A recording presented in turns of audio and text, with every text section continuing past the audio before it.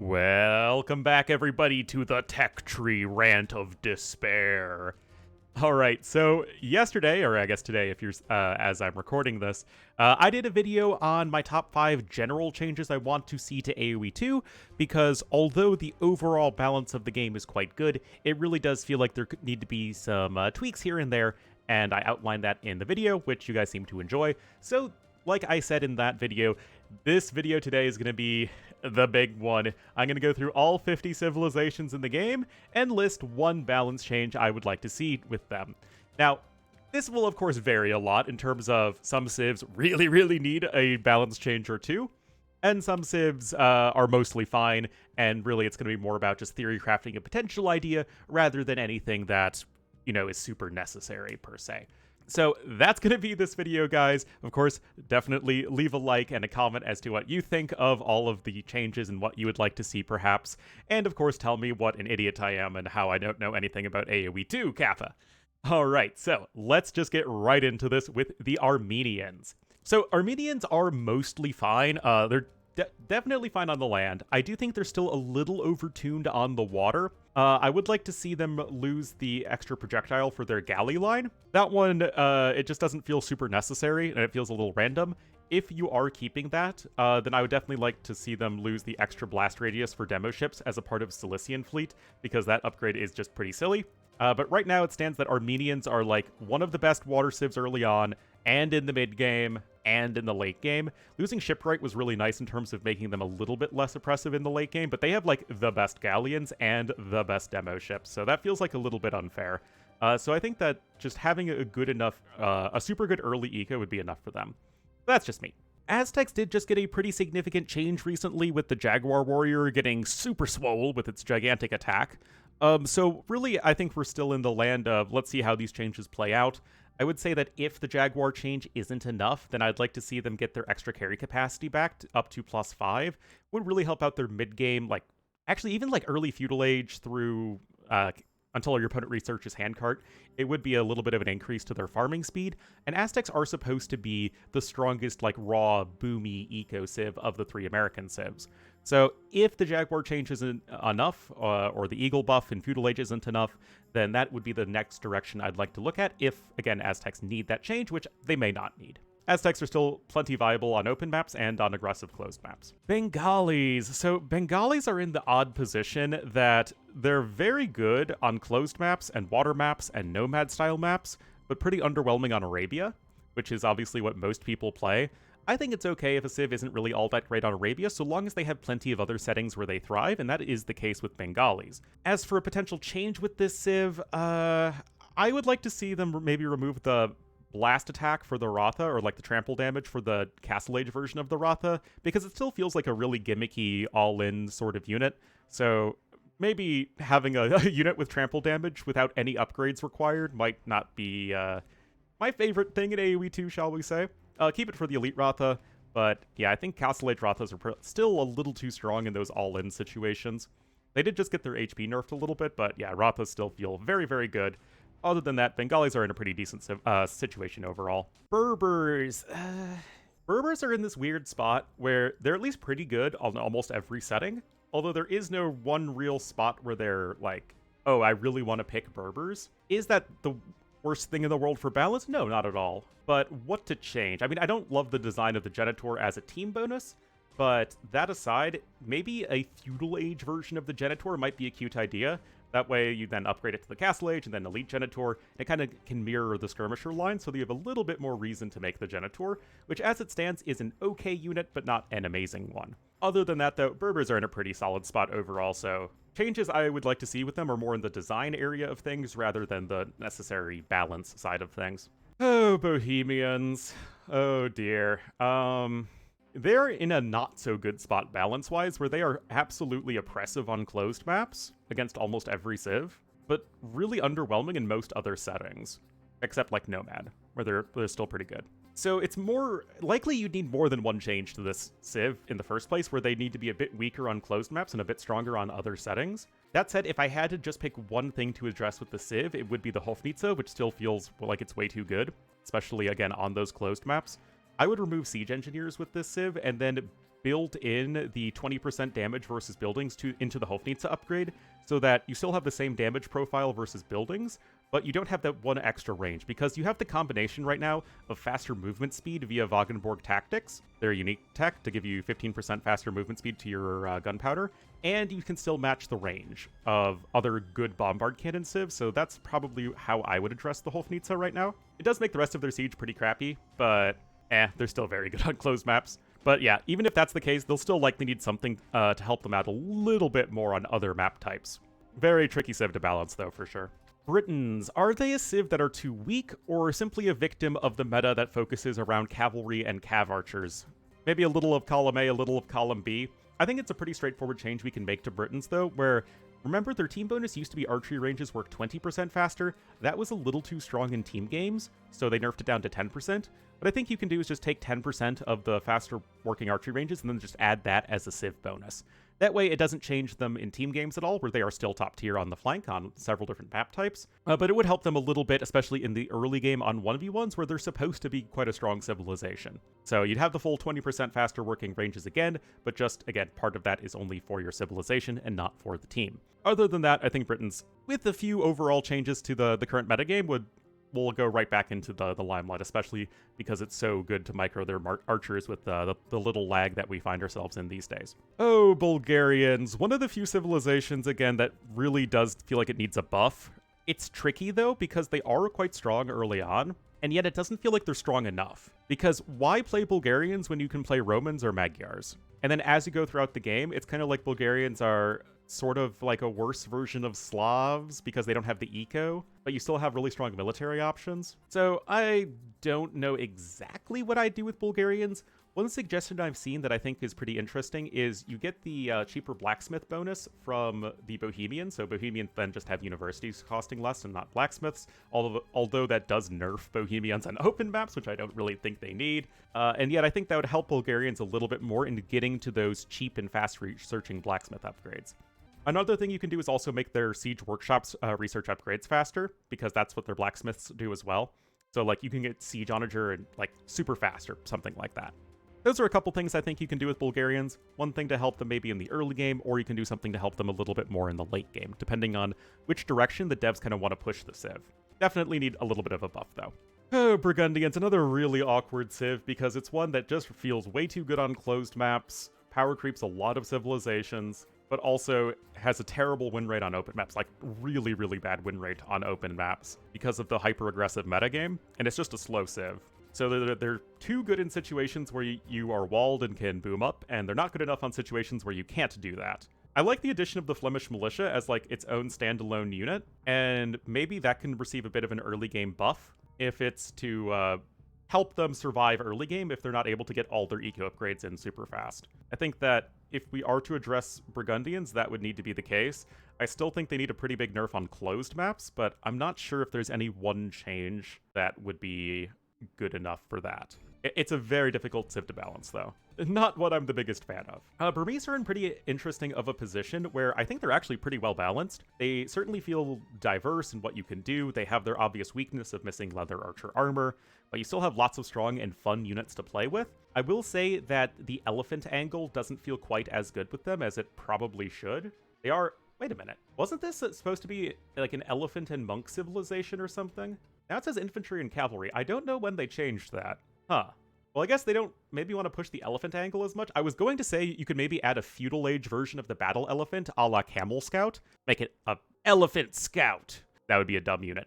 But yeah, you know, like a feudal age version of the battle elephant that has comparable resources to maybe push the civ into the elephant line a little bit more, because that's one of the more interesting aspects of the Burmese, is that they have that good cavalry and elephant play. But because Burmese are typically played in a monk rush or a Rambai type of game style, we don't really see the elephants as much. That said, the overall balance of this civ I actually think is quite good, and if the top civs get nerfed, which I'll get to throughout this video, then I think they'll be in a nice position.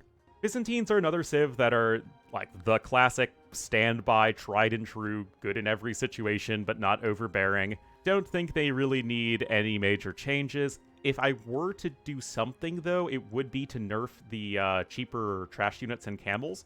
I'd probably make it so it's like 15, 20, 25% cheaper per age, so scaling up throughout the game. make their trash rush a little bit worse, make their camel play in Castle Age a little bit worse, while still keeping their cost efficiency in the late game. That'd probably be the only thing I'd do if indeed Byzantines need to get nerfed, which I'm not even super sold that they need to do in the first place, but still, it's something that I would at least keep in mind with these guys. Celts, a civ that definitely has benefited a lot from the more aggressive men-at-arm focused meta. I think they are in a pretty good spot overall, actually. They do see play in tournaments in some situations, again, those more aggressive settings. I think they are certainly fun and unique. If I were to make one change, however, it would probably be to remove Ring Archer armor, because Celts used to be the only civ with only 2 Imperial Age blacksmith upgrades, and now they're just one of the many that missed 2 in the Imperial Age. I'm only half joking there. I don't think this was a necessary change. Something I think that could be done, though, is actually to make them a little bit better on water. As it stands, you don't have fast fire ships, and you don't have galleons with bracer, which means you're terrible late game on water, even though you have both dry dock and shipwright. So what I would do is I'd give them the Malian treatment, where they'd get fast fire ship, but lose galleon. Or maybe even you could just give them fast fire ship and have them keep galleon. I mean, it's not like they'd be very good anyway. But this would help Celts a little bit on hybrid maps. If you do need to play water in the late game, you're not completely out of luck missing one of the 2 main naval units without those important upgrades. So I kind of would like that a little bit. It'd also help Celts in like a team game role more. If you're like Team Islands, you could go pocket Celts, go for aggression with forward siege and stuff, and then you can support your allies in late game with fully upgraded fast fire ships and demo ships, even if your galleons aren't very good. I think that would be a nice little way to allow Celts to be played in like some more settings other than hyper-aggressive settings or BF.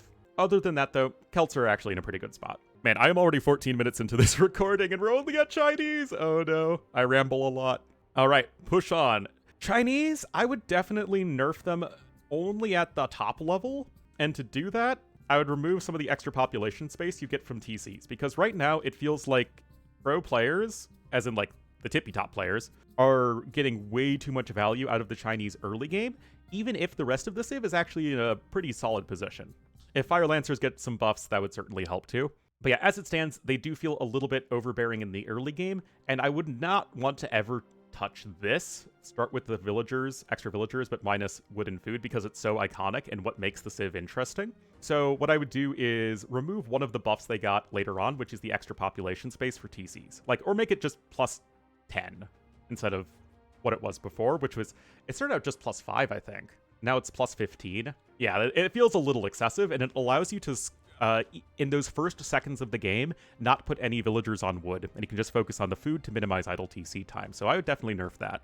Lower level players are going to screw up their Chinese start anyway, so I don't think it would make much of a difference. Oh, Cumans. Cumans.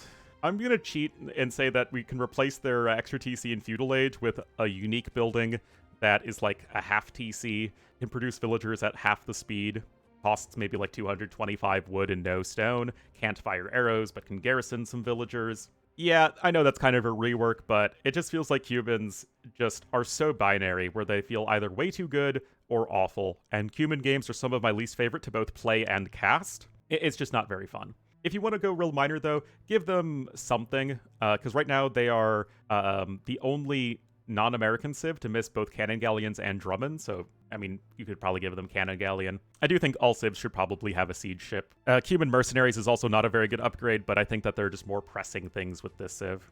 This one is a civ that really does need a lot of changes, I think, to really feel like a good, proper AoE2 civ. Dravidians, everyone's favorite civ to hate. They definitely did not need husbandry. As I'll get to later on, I think way too many civs have husbandry. I think it's just, it makes cav play even more streamlined than it is, or rather than it could be. That said, the unit I would address with the Dravidians is the Arumi Swordsman, which is definitely too weak these days. I would give it 1 Pierce Armor for both regular and elite, because as it stands, it's very easy to switch into Dravidian champions thanks to the discount they have on those upgrades, but there just is never enough of a reason to make Arumi because they die so hard to ranged units. It's a tough unit to balance because, if you guys don't know, these guys absolutely obliterate stuff in melee combat with full upgrades, but right now you just never see them at all, so I think 1 Pierce Armor wouldn't really be the end of the world and would probably make the unit a bit better balanced. Ethiopians, another tough one, that they're very good as an aggressive flank in team games, and they're a good pocket in BF, but that's it. So I'm honestly not sure what to change, because they really do feel power crept on most maps in 1v1s. You can maybe alter the bonus so it's extra food and gold at the start, but that feels like it could get out of hand very quickly. You could scale it a bit better throughout the game, so it's like plus 100, plus 100, plus 200, plus 200, or 150, 150, etc. If anything, I guess that's what you could do. But again, Ethiopians feel pretty good. I just don't think they maybe feel quite good enough. You could also maybe give them arrow slits to help their towers in late game so you can garrison your arbs in the Ethiopian keeps. That might be a nice little touch if you want to make them a bit more late game oriented. But yeah, a civ that I would definitely hesitate to make any changes for, even though they definitely also feel a bit weak. Ranks! Oh, the civ that used to terrorize the ladder until it was absolutely power crept by a bunch of other civs. One, I'd like to see the Franks get their full castle discount back in the mid-game. It just feels so iconic for the civ. If that's out of the question, I do think that the unit to address here is the Throwing Axeman, which is one of the worst unique units in the game as it stands. This feels like a situation where just literally giving them more attack and maybe reworking Bearded Axe so it's built into the unit, and then maybe we give Franks another unique tech. But yeah, more damage for the Throwing Axeman for sure. 7 and 8 is pretty low. I mean, you could probably do 9 and 10 and it would still be pretty balanced. Maybe 8 and 10, so they still have less attack than Longswordsmen in Castle Age.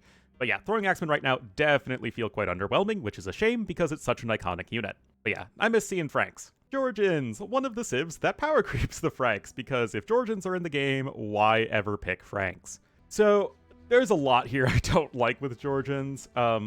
Just so much stuff that feels overtuned. One thing that you could do is remove the HP regeneration for cav archers, because it feels like the archery range is supposed to be a big weak point of the civ, because they have great cavalry, great siege, great infantry, and good monks. So they really should be quite limited in their archer options. So like, yeah, like keep them with cav archers, but remove the HP regeneration for them. But also I think Monaspa need to be reworked because they're really overtuned still. Like a huge blob of Monaspa is still like one of the most oppressive units in the game. So you could take that direction too if you want to nerf the Monaspa, and I think those are probably the two biggest areas that I would touch with Georgians. Goths, I actually think are in a very good spot right now.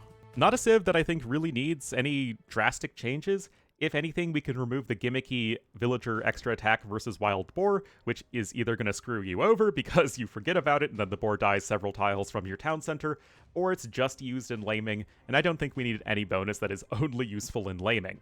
So that bonus feels still pretty out of place, but other than that, Goths are great on aggressive settings, they're still very strong with their infantry spam in the late game, and yeah, it's a civ that's always been very poorly balanced in that it either feels way too good or way too weak.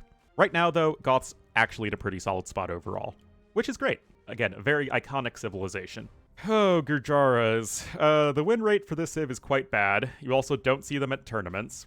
So if they're not performing on ladder and they're not performing in tournaments anywhere, then the civ probably needs a buff. That said, Gurjaras are a civ I hate playing against, and it feels like they die horribly with whatever they're making, or they just kill everything super easily. With the more men-at-arm-oriented meta becoming so prevalent again, you could probably bump up their food gather rate in the early game, because they are supposed to be a very good early game civ. That aside, if it's like too good, then you could maybe even have a bonus that's like mills gain 50% HP, so that it's less easy to just remove the sheep from the mill. That's probably the direction I'd go with touching the civ, because, Gurjaras are a civ that if they are too good, it is like one of the least fun civs to play against in all of AoE. Hindustanis, a very powerful civ right now on a lot of different settings. You can play them on open maps, to non-closed maps, and in team games. They do feel a little overtuned, I will say, and I think that it's actually a very easy nerf for this civ, and that's Chautauqua. I really like that it does give you that +2 range. It really makes Hindustanis feel like a gunpowder civ, especially since your bombard cannons are only slightly better than generic, your cannon galleons aren't super exciting, and you don't have bombard towers. So Chautauqua, I think, really is nice for the civ. I just think it's way too cheap. It's one of the best unique techs in the game, and that's okay, but its price needs to reflect it. It needs to have a Druzhina price. Like if we go to Slavs here, Druzhina, 900 food, 500 gold. We go to artillery, 600 food, 650 gold. Recurve bow, 600 wood, 400 gold. Lachitic Legacy, 750, 550. Like, all of these techs are really powerful, and they're all basically fine, but with the Hindustanis, 500 food, 300 gold is just way too cheap for Chautauqua. So I think you bump that price up to whatever number is reasonable. Let's just say 900 food, 600 gold. The specifics don't really matter that much. I think the civ will probably be in a very good spot. Huns, a civ that definitely feels pretty power crept in a lot of settings right now. It's, I think, very indicative of Huns not being that great, that you don't see them picked all that often, even in a very cav archer intensive meta, which is really unfortunate. That said, the one area where Huns do feel way too good is the freaking Hunnic horse random bonus they got later on, where we've seen on tournaments and like Stranded, of course, is the big example recently, where the Hun horse just runs around and picks up all of the sheep. That feels way too good and is really gimmicky. So I would just make it so that the Hunnic horse cannot pick up sheep. So you can still use it to scout, but you can't use it as a way of just getting a ton of extra early food, and of course the sheep give you extra scouting as well. So I would change that, and then Huns still are probably going to be a little underwhelming, but I think the civ will mostly be fine. Huns are Huns, after all. Incas, a civ that is in a pretty good spot overall, I would say. The one thing that does feel a bit overtuned is the Slinger in Castle Age. That 10 bonus damage in Castle Age does feel a little excessive, especially in the matchups versus the other American civs, which are all very good on, aggressive maps. And it's like Eagle Warrior plus a few Slingers behind it does feel a little too good. So I would just make it so that Slingers only have, like, say 5 bonus damage against infantry in Castle Age, and then you could even just give them like a shadow buff and just increase their stats upon reaching Imperial Age, and I think that would be totally fine. Slingers are fine in late game. I do think that they're a little too good against infantry in Castle Age. Ninka's shut that down perhaps a little too much. That said, most of the civ is perfectly fine. Italians, a civ that definitely is the cute new girl in school these days. You get the extra armor for your archers for free, and you have Pyrotechnica to give you the super strong hand cannoneers. So Italians are pretty good right now. The one thing that feels a little icky with the civ is Silk Road. Trade units cost minus 50%. It's useless in 1v1s. It is good in team games, but this should probably be replaced by something that is more useful in 1v1s. Not sure what exactly, but yeah, there should be nothing in AoE2 for like a unique tech that is only useful in a team game setting. No bonus or technology. It's fine that coinage, banking, and caravan are only useful in team games because they're just market techs available to everybody, but if it's a civ bonus, or if it's a unique tech, it really should be useful in 1v1s. Or at least have some use, you know? Japanese, easy one. Get rid of this Cav Archer bonus. I don't like it. I don't like it. Japanese, yes, I know historically they used Cav Archers, but in AoE2, Japanese are known as a civilization that had a really interesting army composition of towers, trebuchets, monks, and then your sort of archers and infantry. The Cav Archers with Japanese, alongside having bloodlines, just makes Japanese play out like Huns. Or Magyars, or whatever. In fact, their Cav Archers are better than Huns in a lot of situations. So that feels quite excessive. I think what you can do, if we have to keep this Cav Archer bonus, I would remove bloodlines for the civ. Japanese back in the day used to not have bloodlines, and again, if they're going to have good Cav Archers, don't make them literally some of the best CA in the game, alongside having fully upgraded arbalests and top-tier infantry. They're already, like, insanely strong on hybrid maps. They're a top tournament pick in so many different settings. And even without having, like, literally the best Cav Archers in the game in a lot of situations, or at least top 3, Japanese are still going to be very, very good. They're good on Black Forest, and they're good on water maps, good on Nomad. They're playable on Arabia. They're playable on Arena. Yeah, right now, Japanese Cav Archers feel like they're the centerpiece of the civ, when in AoE2 civ design, it doesn't really make sense. Jurchens, they do have a very bad win rate these days because you don't have strong crossbowmen and you don't have knights. And that just makes things very difficult for a lot of players. That said, I think the Grenadier is a unit that you could target, especially in mid-game. It really doesn't feel all that exciting. 70 gold does feel a little bit prohibitive. I'd probably knock that down to 60 gold. Other than that, I actually think Jurchens are pretty solid. They're really fun, which I like. Iron Pagodas certainly could use a buff too, though. They're definitely a little on the weak side. But yeah, Jurchens are a really interesting civ, and one that I'd like to see played more often. But right now, players really need to get used to their tech tree, and right now there's no reason to do that because Khitans exist. So it's one that, like, if Fire Lancers get buffed, a slight buff to the Grenadier, then I think the civ is looking a lot more well-rounded than it currently is. But I really like Jurchens and hope that they are a bit more meta. Khitans, I really think that this civ is a bit too weak right now. We don't really see them very often on ladder. And we never see them in tournaments at all. Like, whenever we see Khitans, it's like a Khitan's mirror because they're like, oh, let's just pick the worst civ on this map, right? So really, I think that pastures need to be stronger. They probably need to give you around 30% more food income. I'm joking. Khitans are obviously one of the most broken civilizations in the history of Age of Empires. I would probably put it at number 3 behind Launch Cumans and Teuton Death Stars. Because Khitans right now, the thing is, guys, they're not the best civ on every map. They're very overpowered on Arabia and Arabia-type maps, but they're not really a top civ at all on water maps or on enclosed maps, and even in team games, it's a little bit iffy. So I don't think their Launch Cumans good, because Launch Cumans were literally the best civ on every map. They were the #1 pick on islands, guys, if you weren't around back then. That is not the case with Khitans, so I think that they are number 3 in that regard. That said, it's a super, super brain-dead, honestly, way you can approach it with just the scouts, sick food eco, and then you all in with steppe lancers. It's very, very easy to play. So, obvious change, nerf the pastures. Like, that's obvious. Beyond that, though, I think the civ is actually pretty interesting. If the food income is much more in check, then the tech tree and its awkwardness becomes much more prevalent. Missing bloodlines, yes, your attack is high, but then you could struggle maybe a bit against ranged options. It's going to be a lot harder to get to HCA in Castle Age. I'd like to see their infantry play highlighted a little bit more as well. Mounted trebuchets could also use a bit of a buff, so the balance is definitely a bit off right now for Khitans, even pastures aside. But I still think it's an interesting civ design overall, and, far from hopeless when it comes to salvaging it. Obviously, we're just so long overdue for a patch to nerf them. I think it's honestly pretty crazy that it's taking so long. Khmer, another civ that is just one of the biggest power creepers in the game. They are a top-tier cavalry civ and an eco civ, and those two things together don't typically happen. But you also have your amazing scorpions, you have elephants. I've talked about this on stream a lot, but I would remove husbandry with this civ and then buff the elephant movement speed accordingly. So you give them elephants move 20% faster and then remove husbandry. Because hussar spam with Khmer feels like that's not really how the civ is designed. Like, think about it. At launch, Khmer didn't have the farm bonus and they didn't have hussars. And now they have, like, one of the best hussar spams in the game, and it's like that's the default option for a civ that really should be focused on elephants and siege. So keep them with bloodline, and keep them with hussars so that you have, all those, like, stat boosts, but remove husbandry to make them a slower civilization, because trundling through the jungles of Cambodia should be a relatively slow process. But yeah, definitely one of the strongest civs in the game, and not one that I think is in a super good spot power level-wise. I've talked about it in the past, but yeah, husbandry, squires to an extent, is available to too many civilizations. It would also coincide with them missing squires too.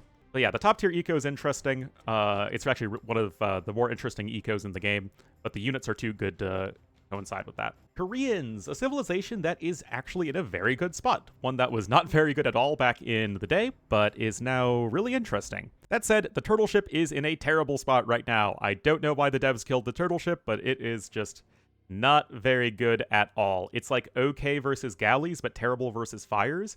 And the thing with turtles is that they need to be good versus fire ships because you don't have demolition ships. So, yeah. Your only answer to fire ships is having more of your own fire ships. Which, I mean, you have the discount for the fire ships, which is nice. But, again, turtle ships are supposed to fill that, like, okay, you go fast castle, your opponent has fire ships, and then the turtle ships are able to deal with those fire ships. Really don't know why the unit had to be changed like that, but in late game, I'd love to see this as like a strong anti-fire ship option, but not super cost-efficient versus the galley line. Because most of the unique ships are good against galleys and not that good against fire ships. So it'd be nice to have something that's a bit more flipped on its head. Because who doesn't love turtle ships, man? Other than turtles, though, Koreans are in a really good spot. The Lithuanians, another big power creeper civ that just feel so insanely strong in a ton of different settings, and this guy right here is the main culprit. The latest is way too good in my opinion. It's a unit that you are getting competitive games or just completely imbalanced fights in a way that no other unique unit, except maybe the Monaspa, would actually allow you to do. So I think that the glass cannon aspect of the latest should probably be emphasized a bit more, and I would remove 10 HP for both the regular and the elite latest to help better contrast it with the tankier but slower and more heavily armored paladins available to the civ. Because right now late chai are way too much a one unit counters all. You could also tune down its attack a little bit depending on what's needed, but I would address the HP side of it first. Way too good of a unit. Again, why pick Franks or Bulgarians or Sicilians when the latest exists? Magyars, a civ that is in a pretty good position right now, I have to say. They are one of the prime aggressive civs. They have their obvious weakness in the late game. Well, I mean, late game like on closed maps, but their cav archers are sick. Magyar hussars are sick. It's a very fun civ to play. If anything, I might make Magyar hussars a little bit stronger and a little bit slower. Like it's 1.45 movement speed instead of 1.5, but then their stats are a little bit better, just to differentiate them from the super speedy hussars, because right now it just feels like Magyar hussars are better hussars that are harder to produce. So I'd like to see a little bit more distinction between this, you know, the unique unit and the stable unit, but it's a very low priority issue, as we could say. Malay are a civ that are super overtuned right now. They are one of the best civs on most map types and in most settings. I think the very obvious perpetrator here is the free infantry armor upgrades. I don't think the civ needs the bonus whatsoever. They still have a top tier eco. They still have a great tech tree. If anything, make it so that you only get scale mail armor for free to help them out on open maps. But the karambit switch in, like, you drop a castle and then you go up to imp fast and then you have karambits running around with +4 armor feels just kind of ridiculous, especially on like the low eco. Because like you'd have an insane eco and you're getting upgrades for free. And the timing advantage, which just feels not that great. So yeah, this is definitely, I think, a big problem area of the civ. Harbors also could use a rework, but again, that would be a little bit more involved. I think the much more pressing balance issue is just, again, Malay are too good in too many situations. Malians, another very well-rounded civilization that doesn't feel super overpowered, but it does feel perhaps a little too strong. Personally, I would remove 5 HP on the Gebeto for both regular and elite. I do think that the unit is a bit too good, especially because it's supposed to be a glass cannon, and I mean it is, but even the Castle Age Gebeto has as much HP as an Arbalest. And, you know, 50 HP is the same as a Cav Archer without bloodlines. So I would just, again, tune down the HP a little bit, and then I think the civ is perfect. Then the Malians will need no further changes in the eyes of me. Very well designed civ overall, though I just think that the Gebeto is a little too good. Mayans, another classic civilization. They're in a pretty decent spot overall. I mean, it's Mayans, right? They will find a way to win games with Eagle Warriors and Sheep Archers. It's what they do. That said, I would personally increase the damage of Plumed Archers against infantry in particular, because Plumed Archers don't feel remotely overpowered right now, and against, you know, the Goths and the Hindustanis and the Wu, Mayans just feel really helpless, so I think one more bonus damage versus infantry for Plumed Archers, both regular and elite, I think would really help in making the civ feel less helpless in that situation. Mayans are still very weak in the late game to anything resembling decent siege. Like, siege plus infantry, it still kills Mayans, so I think giving them less of the auto-lose matchups to civs like Wu, Goths in the late game, or Hindustanis, I think that would certainly help out. Mayans in general feel nowhere near as oppressive as they used to. Mongols, my favorite civ in the game, is definitely overtuned right now. Way too good at the early timings, hitting you hard and fast, and light horsemen. I've never seen it worded like that. But this is also, I think, the big issue, is that Steppe Lancers, with the extra HP in Castle Age, way too good. So what I would do is I would switch Nomads to a Civ bonus, and then just give the 30% extra HP to Steppe Lancers as a Castle unique tech. That way, you still get the Steppe Lancers as an option throughout the game, but it's just not like the fast Castle Steppe Lancer timing that just feels so oppressive in so many situations. Because Mongols were a civ that were designed to not be that great in early Castle Age. You have no eco bonus, and your best units are all very expensive. The Steppe Lancers with the bonus feel like they kind of break that a little bit. So yeah, Steppe Lancers would remain exactly the same for Mongols as the game progresses, but just not in early Castle Age, and I think that the civ will feel like it is in a much better position. I actually don't think Mongols need Steppe Lancers at all. I know people would say like, oh, Ornlu, just remove Knights from Mongols and then keep them with Steppe Lancers. But the issue is that the Steppe Lancers are the thing that feels too good, not the Knights. So yeah, I mean, Mongols with Steppe Lancers, it makes sense, so at least make it so that they're not as good in early Castle Age. Persians. Persians are in a pretty interesting spot right now. They do feel maybe a little too good on hybrid maps, but Persians are balanced on hybrid maps by the fact that their late game isn't very good. So I think that what you could do with Persians is nerf their HP bonus, which feels like it's just maybe a little too hard to kill Persian docs and TCs early on. Still keep it like maybe plus 50%, or like 25%, 50%, 75%, 100% more HP throughout the game, like stagger it like their work rate bonus. It still gives Persians the best TCs to TC drop with, so that's still going to be a thing. But I kind of like that. And then in the late game, you could buff Kamandarin so that the archers are maybe a little bit cheaper, because right now Kamandarin doesn't feel all that good. I know I've talked about 2 changes when the video is 1 change, but hey, it's my YouTube channel, I can do what I want. Poles, a very awkward civ to balance, because if you have that safety space to just boom up, their eco is ridiculous. Overrunning people with cavalry, again, very, very strong, but it's so conditional. It's like Cumans, but less extreme.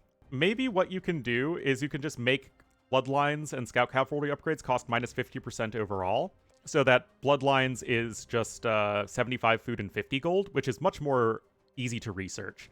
Because 75 food and 100 gold is actually still kind of tough to get, because in the early game on open maps, you don't gather that much gold. So I think that would help out, and then you can just adjust the cost of Winged Hussars so that it's still the same, right? You can just make Winged Hussar cost, 600 food and, say, 1,200 gold? I don't think it's that big of a deal. And if Light Cav costs 75 food and 25 gold instead of 75 food and 50 gold, again, I don't think the game is getting broken. So I'd make Bloodlines even easier to access with poles. Other than that, I don't know how much we can change with them. Portuguese. I frickin' love Portuguese. Again, a civilization that is absolutely a power creeper. It is way too good in way too many situations. It's top 5 on closed maps, top 5 on water maps, and at very worst, top 10 on open maps. This is another civilization that should get the husbandry axe, in my opinion, because again, they're a civ that doesn't have squires, like Khmer. So I think that without husbandry, you still have cheap knights, they still have bloodlines and all the blacksmith upgrades, but they're not quite as good or flexible in the mid-game.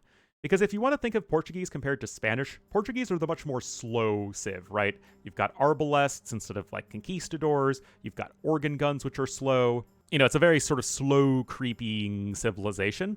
Arb, Hal, Bombard Cannon.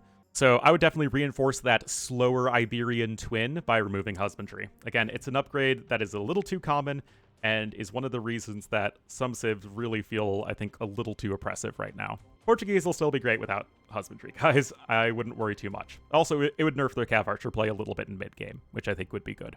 Speaking of which, Romans! Another civ that feel very overtuned. Part of the issue with Romans is that they're kind of brain dead to play. Your eco, it's like impossible not to make use of it. But I also think it's an issue that Romans are played as a cavalry civilization, first and foremost, instead of an infantry civ. One of the things that you could do is remove the knight effect of committances, which, again, I don't know why the civ should have very good cavalier spam. But also, I would remove husbandry with these guys as well. Again, Romans are a slow, plodding, imperious march of grinding you down. You still have a sick eco, you still have the knights with bloodlines and the cavalier, but it's just not quite as good. Another thing you could do is nerf their eco by making the faster working villagers not apply to farms specifically, to make it their farming eco not as top tier. But those are definitely the things I would really look to address with Romans, because they're definitely way too strong and way too easy to play. Saracens, overall a very decently balanced civilization that just has one issue in my opinion, and that is the HP bonus for camels, and to a degree Mamelukes. This just needs to be tuned down in Castle Age. Or yeah, 25% HP, just make it like 10% HP in Castle Age and 25% in Imperial Age. You do that, make the camels and Mamelukes a bit less good early on, and I think Saracens are a perfectly balanced civ that feel fun and unique, viable on a ton of different settings, not necessarily tippy-top tier anywhere. A civ that you get as much out of them, like you get as much out of them as you put into them, which I really like. But yeah, the camels and Mamelukes, especially before all the upgrades come in, feel a little too good. Or you could increase the price of Elite Mameluke, especially because Zealotry no longer exists. Oh boy, Shu, the Three Kingdoms. Oh yeah. Great. Awesome. Shu are a decent civ. I do think that War Chariots are, like, probably the worst unit in the game. So, I don't know how you want to buff it. I think that reducing the reload time from, like, I think it's 8 right now, down to, like, 6 or 5.5 would help a lot. But yeah, like, this unit is just awful. There's no reason to make it. They take so much bonus damage because of the heavy siege armor class. Yeah, just not a good unit. They're also, the switching between the barrage mode and the focus fire mode feels really pointless as well, so a unit that needs, I think, several changes. But yeah, this is, I think, the most glaring issue for the Shu. Other than that, though, the civ is actually pretty well balanced, so I think that it's not as far away from, I think, good balance as one might think, even if I don't like the design.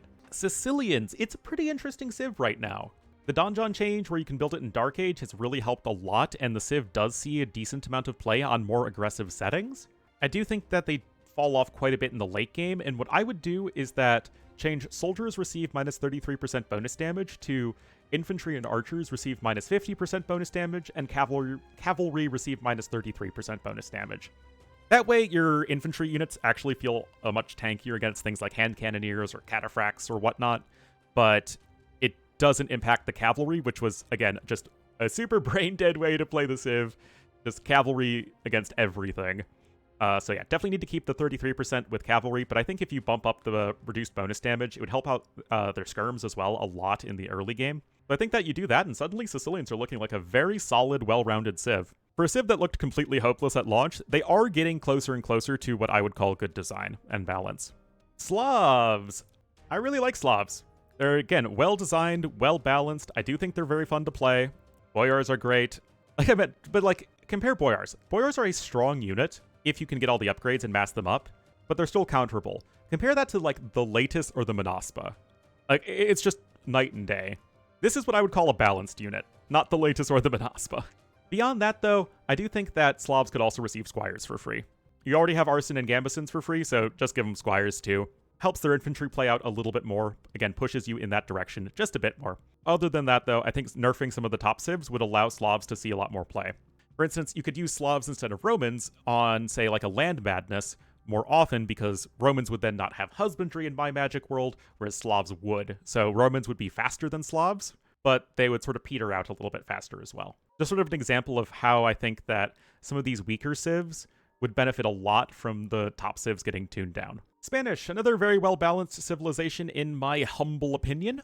They're good on closed maps, they're good on Nomad, they're good in team games. They're not very good on open maps, but like I said, you don't really need every civ to be top tier on open maps. Missionaries are certainly viable now. Conquistadors, I know people will say they're overpowered, but because Spanish don't have a strong eco bonus and they don't have crossbowmen, you need to have the Conquistador as a decent mobile, like, ranged threat. And I think it's interesting that the unit is very good in Castle Age, but is only decent in Imperial Age. If anything, you could give them -1 Cav Archer armor to make them a little bit weaker against skirmishers, but other than that, I actually think Spanish are in a good spot overall. Very fun civ.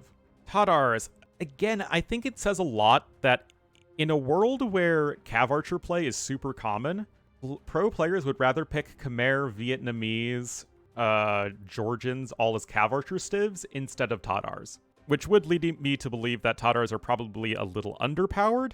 That said, I don't know what I would do to buff them, if anything. Maybe you could give them hoardings. I mean, yeah, it might make their castles a little too tough to take down from the high ground, but there are tons of civs in the game that have very difficult to dislocate castles like Persians and Georgians and Byzantines and whatnot, so I don't think that hoardings would be too much. Just make them a little bit better on like those map control oriented maps, like Gold Rush and whatnot. But yeah, again, Tatars are a civilization that I don't think they need many changes, if any, and it's more of just nerfing some of the top civs would allow Tatars to see a lot more play. Teutons, a civ that is very much victim of power creep. Personally, like, if I was in charge of things, I would just not touch Teutons and nerf some of the top civs and see if that can bring Teutons a bit more into the spotlight. If they do need a buff, I would make it so that the barracks and stable units get extra melee armor, starts in the feudal age. Although scouts with free armor would probably be too good. I don't know, like maybe infantry get the extra armor in feudal age, but scouts have to wait till Castle Age. I'm not too sure. Again, if anything, I don't really think Teutons need any major changes. It's more about nerfing some of the best civs. Turks, another classic civilization. It feels like they're very good at lower levels on closed maps where the fast imp stuff is almost impossible to stop, but they're not like as good on higher levels where players are just better at dealing with that. They are still a very solid closed map civ. I don't think they're too powerful. They do feel a little weak on open maps, and I think this might be another situation of you don't need to change the civ. It's just a matter of nerfing some of the top picks, and then Turks become more viable. I mean, they're a classic civ with a very unique dynamic, so I don't know if they would necessarily need any huge changes. Maybe you could give them a bit of a discount to archery ranges and stables, but that's already a human bonus, but then you could probably give human something else. Again, Turks are a civ that they are very far from my list of civs I would want to address a very low priority civ to address, in my opinion. Vietnamese, another civilization that feels like it is a big power creeper. Again, we see Vietnamese as one of the prime cav archer civs over Huns and Tatars. It feels like they do too much. They have too good of an eco because they've gotten lots of eco buffs over time. You have great cav archers, great foot archers, great skirmishers. You have bombard cannons. You have decent infantry. You have decent cavalry. And a great unique unit and good defenses. It's all a little too much. So you could nerf the civ in one of several ways. They could be another victim of losing husbandry, although I don't think you really need to nerf their battle elephants. I would also probably make it so that only the foot archers gain the extra HP. Like, foot archers and fire lancers get extra HP so that their cav archers aren't as insane. Like, you still have decent cav archers, but they're just not quite as good. I think that would help. I think that the eco upgrades don't necessarily need to research 100% faster. That feels like maybe a little bit of an unnecessary boost. But yeah, right now, Vietnamese picked over a lot of other civilizations in tons of different settings. So definitely a bit too good. Need to see them reined in a bit. Vikings. Oh boy. Vikings need some tweaks, but I don't know if there's a one change that does a lot. I'd like to see them get Thumbring back, then you can take away Bugs Vigar. I do think that we're at a point where I think Vikings just need fire galleys. We've never had a civ only have like the feudal age version of a warship, but not the castle or imperial age one. But I even think that Vikings with just fire ships, like no fast fire ships for Vikings, definitely not. But even if they just had the first two, I think that Vikings suddenly become a lot more viable on hybrid maps, where it feels like Vikings should be a very good pick, but they just aren't. And we see hybrid maps all the time in tournaments, and yet Vikings are never played on them because you just can't compete on water maps where you have to, fight on small ponds or at the edges of maps. I know that's like how the civ is designed to be missing fire ships, but I think that it's just not something we can really work around easily in this day and age. Wei definitely feel very underpowered right now. There are a lot of different things you could do. You can make the Tiger Cav a little bit cheaper. You could make the Xianbei Raider stronger. I'd probably go with the Xianbei Raider as like the first thing I'd touch. It's just such a lousy unit. It's like a bad Kipchak. Buff it in whatever way you want. Definitely make the charge attack probably better. But yeah, the Xianbei Raider is a very bad unit that should be a not very bad unit. It should be one of the selling points of the civ. But yeah, Wei, not really the best civ in the game right now at all. Phew. Last but not least, the Wu. Wu are, I think, in the best spot in general of the Three Kingdoms civs.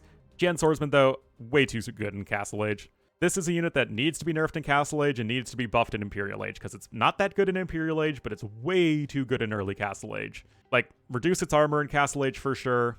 Yeah, because right now it's just, archers are so hopeless against it. It's like you just get a Huskarl without having to put in any effort, like with Goths. So definitely the big issue for the civ is the Jian Swordsman. Again, too good in Castle Age, not that good in Imperial Age, where it's just not cost efficient versus all that much. But most other aspects of the Wu are actually pretty decent. And guys, that's it. We did it. One balance change for every civilization. Thank you so much for sticking through all the way. Hopefully we get a new patch pretty soon. Definitely let me know what you guys think in the comments. And as always, a big thank you to my Patreon supporters who help me do this sort of thing, with Colin, Dan, and Jared in the Great Wolf tier, and then Carolyn, Dieter, Liquid Egg Product, Fryru, and Tanduri Knight in the Dire Wolf tier. Thank you guys all so much for watching, though, and I'll see you next time.